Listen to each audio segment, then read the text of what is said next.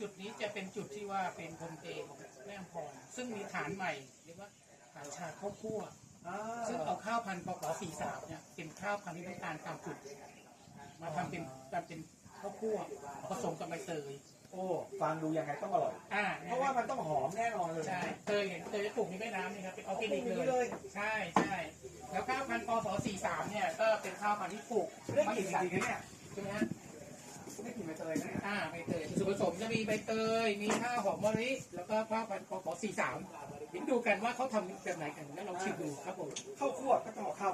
คั่วรสชาติกลิ่นไม่คล้ายเหมือนในนั่นเรียกว่าบางคนมันจะแบบชาญี่ปุ่นใช่ไอ้ญี่ปุ่นที่มีข้าวมีข้าวลองชิมดูไม่หรอกไม่แต่ผมว่าต้องอร่อยกว่าเพราะว่าเป็นใบเตย